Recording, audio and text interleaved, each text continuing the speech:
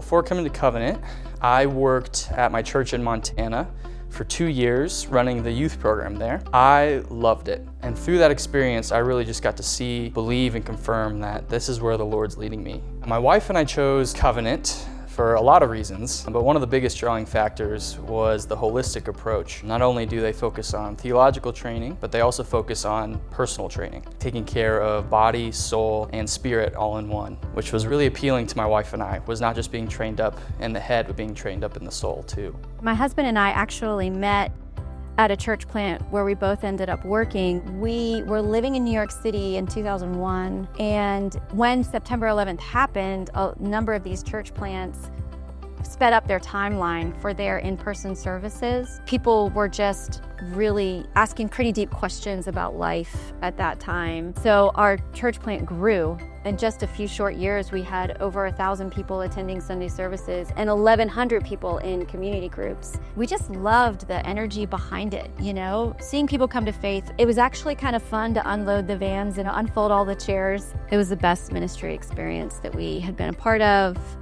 and we just love church planning. So I just thought, okay, well, I'll apply here. Until I was in my 30s, I thought a seminary was where like monks, bald head.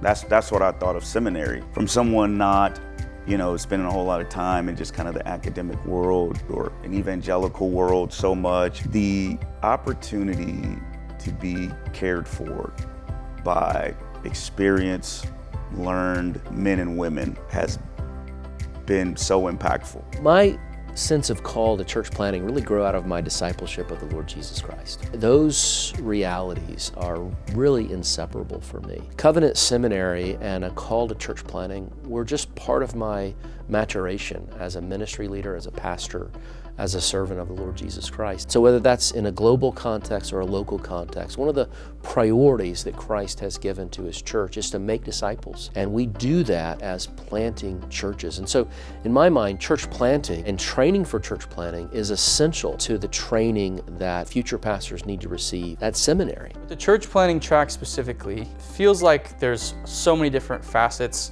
of training that are being poured into the program. We get classes that are specifically aimed at giving you the knowledge that you need for church planting in general, as well as actual experiences of being a part of church plants. My first semester, we went to San Francisco on a church planting trip, and we just got to be a part of multiple church plants, talking to the pastors there, meeting the community, hearing about the hardships, the difficulties, the ups and downs. I got to hear crazy stories of the Lord working. It really fueled me because the harvest is plentiful and the laborers are few. I feel like the Lord is really leading me to full-time vocational ministry, and in one way or another, having to be involved in church planting, because that is the future of the church. For years and years, the statistics are showing that the church is on the decline. God's mission still has to go forward. There's been a lot of conversation just discussing the value of planting with a team as opposed to planting with just one person. Having formally trained,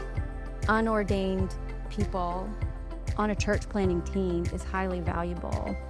And it's even more valuable in a sense if that person is a woman, because half of the church is female. So I think having a formally trained woman on your church planting team is one of the first and biggest steps you can take in pastoral care. It's tremendous support to say, we see you planting this church, and we're going to give you a team who can meet the needs of your congregation that you're starting to form in a way that will help you care for your family too and care for yourself. At the time that I started seminary, maybe about a month and a half after, began the process of bringing 3 church plants together. And so it's just been amazing to be able to sit in my certain courses and to see the real world application of it, and to be able to use my real world, what's happening, and be able to funnel that through the coursework. It's just been phenomenal. It's benefited our church. It's helped me. I mean, there's times that I'm sitting in the class and we hit on something. I'm literally texting our leaders while I'm in class of like, hey, just process that. Dr. Kim and Dr. Doriani, a class I'm having now, like they've been quoted in sermons already, because it's just been it's been weird how what we've been working through and processing, now here I'm sitting in class and hearing the same thing. and just been able to take that and use it. So yeah, the sovereignty of God in my seminary studies has just been fully on display. When we think about what the church planting track offers to future students, it's not merely conversations and training and sort of theoretical instruction about church planting. We want to bring our students to the places where church planters are at work so that they can not just learn about strategies, but watch them actually happen. In 2002, I had the privilege of planting Redeemer Presbyterian Church in San Antonio, Texas, and I was so excited about launching that work, and we saw the Lord richly bless it.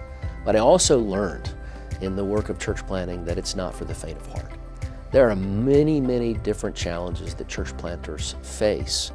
And without adequate preparation, church planters fail to thrive. Sometimes it can feel like it's an undue burden to take time for preparation. But I want to encourage you that time spent in preparation will be multiplied by the time in which you thrive and succeed in your future ministry efforts. So come train with us at Covenant Theological Seminary so that you might be more effective and help multiply God's gospel in this world.